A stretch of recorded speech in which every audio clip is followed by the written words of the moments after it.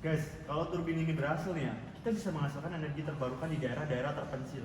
Bayangin nih, kita bisa membantu masyarakat yang selama ini nggak punya akses listrik. Itu tujuan kita, tapi jangan lupa, teknologi canggih, kita harus pastikan ini benar-benar sesuai dengan kebutuhan masyarakat di sana. Aku setuju ini keren, tapi gimana kita tahu kalau ini bisa diterapkan di lapangan? Kita harus memikirkan biaya produksi dan perawatannya. Teknologi yang bagus nggak cukup kalau itu terlalu mahal dan susah untuk dijalankan. Dan buat apa semua ini kalau nggak bisa menghasilkan uang? Kita di sini untuk belajar teknologi, tapi tujuan akhirnya adalah dapat pekerjaan bagus di perusahaan besar. Pik, sekali lagi ya, ini tuh bukan soal uang terus. Kita juga harus memikirkan kontribusi nyata buat negeri ini. Kita mahasiswa nih, kalau kita bisa menciptakan solusi yang berdampak, bukan kita jauh lebih berarti. Benar, teknologi itu alat. Yang penting, bagaimana kita menggunakan untuk membantu orang-orang yang di luar sana. Kalau cuma demi keuntungan, kita nggak jauh beda sama perusahaan-perusahaan besar yang cuma memikirkan profit.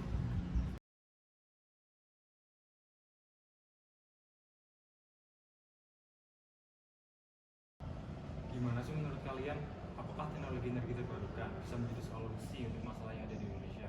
Pasti bisa Pak, kami sudah mengembangkan turbin angin dengan skala kecil yang bisa digunakan di desa-desa terpencil. Dengan energi terbarukan seperti ini, kita bisa membantu daerah-daerah terpencil yang belum mempunyai akses listrik. Tapi Pak, saya rasa kita harus lebih realistis. Teknologi canggih itu bagus, tapi kalau terlalu mahal atau sulit dioperasikan, apa gunanya? Kebanyakan masyarakat di pedesaan mungkin nggak bisa memelihara teknologi seperti itu. Ya, kamu punya poin yang bagus, Wan.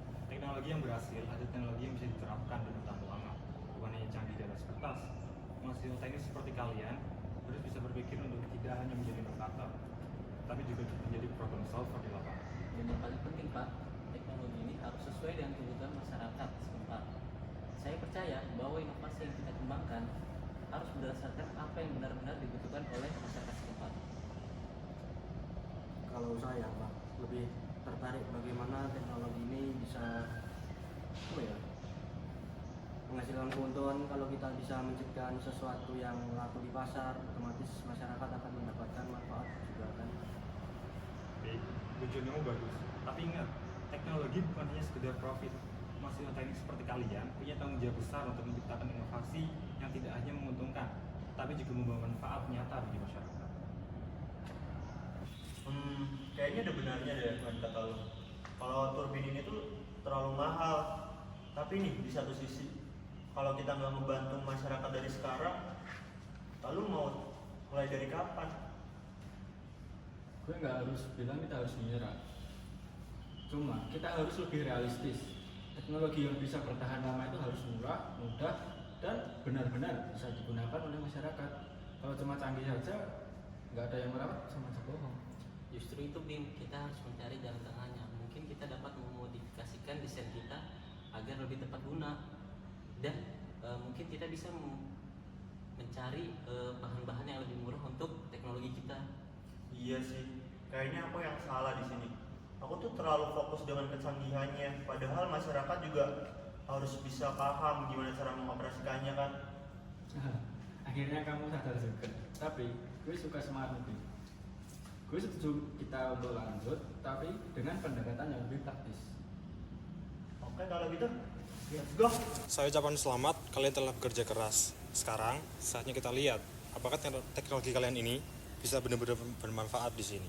Ingat, teknologi ini harus bisa melayani banyak orang, bukan sebaliknya. Kami ingin memastikan bahwa teknologi ini dapat dengan mudah dioperasikan dan dapat mengurangi biaya energi dalam desa. Kira-kira, apakah ada kendala lain yang sedang kalian hadapi? Kendala terbesar kami adalah perawatan. Kalau ada teknologi baru, kami sering kesulitan memeliharanya. Kalau bisa sederhana saja, biar kami mudah mengurusnya. Nah itu Pak, itu yang sedang sekarang kita coba. Jadi kita lagi membuat teknologi yang mudah dioperasikan.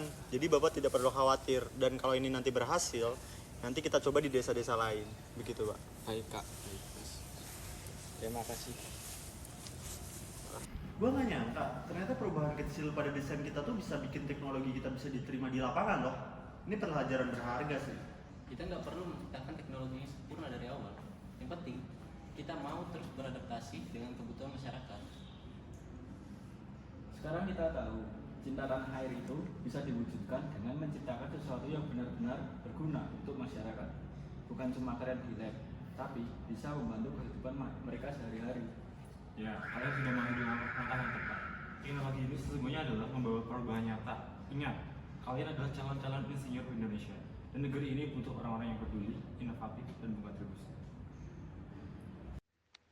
Cinta tanah air itu bukan hanya soal berjuang di jalanan atau melawan sistem. Bagi kami, para mahasiswa teknik, cinta itu diwujudkan dalam karya yang bisa memberi manfaat nyata. Dari turbin kecil di desa terpencil, hingga inovasi besar yang suatu hari bisa mengubah negeri. Karena teknologi yang sebenarnya adalah teknologi yang melayani. Terima kasih.